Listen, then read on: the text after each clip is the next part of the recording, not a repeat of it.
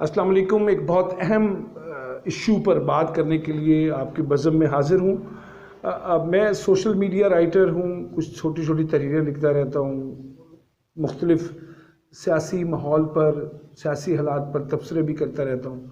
میں نے اکثر دیکھا ہے ایک بہت بڑی غلطی، ایک بہت بڑی کوتاہی ہم سے ہو جاتی ہے کہ جب ہم کچھ لکھتے ہیں، کچھ لگاتے ہیں تو نیچے کامنٹس آنا شروع ہو جاتے ہیں۔ آپ انسٹاگرام پر جاتے ہیں، ٹویٹر پر ہیں، آپ فیس بک پر ہیں، تو آپ نے اسٹیٹس لگایا کوئی واٹس ایپ پر تو نیچے تبصرے آنا شروع ہو جاتے ہیں، لوگ اپنے کامنٹ کرنا شروع کرتے ہیں، رائے دینا شروع کرتے ہیں۔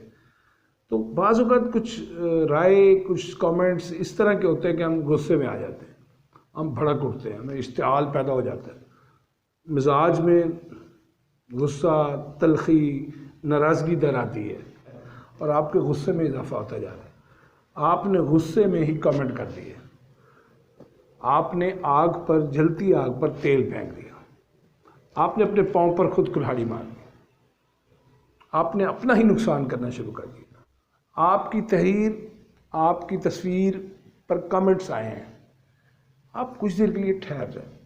آپ کو وہ کمنٹس پسند نہیں آئے، آپ کے غصے میں اضافہ ہو گیا، آپ اپنے آپ کو چھوٹا محسوس کرنے لگے، آپ کو اپنی توہین محسوس ہوئی، تذلیل محسوس ہوئی، سبکی محسوس ہوئی۔ پریشان نہ ہو، گھبرائے نہیں، کوئی بات نہیں، اس کو کوئی پڑھتا ہے پڑھ لیں، آزادی رائے کا سب کو حق ہے۔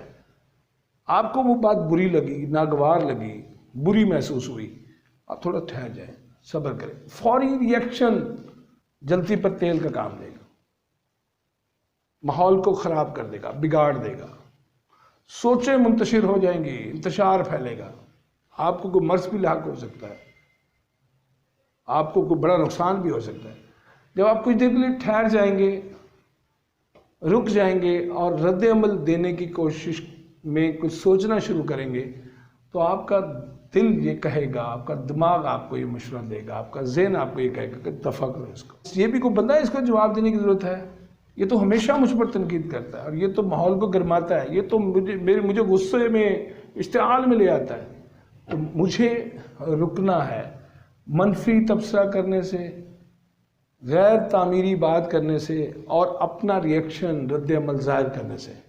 آپ اگر 30 سیکنڈ کے لیے رک جاتے ہیں، سوچنے لگ جاتے ہیں تو آپ کا غصہ بھی کم ہو جاتا ہے، آپ کے جذبات بھی ٹھہراؤ میں آ جاتے ہیں، آپ کی کیفیت سنبھل جاتی ہے، آپ کی ذہنی حالت اچھی ہو جاتی ہے اور آپ محسوس کرتے ہیں کہ اس کو جواب دینے کی ضرورت ہی نہیں ہے، اس کو نظر انداز کرو، اس کو اوائڈ کرو، اس سے پہلو تو اختیار کرو، اس کو جواب دینے کی، منہ لگانے کی ضرورت ہی نہیں ہے۔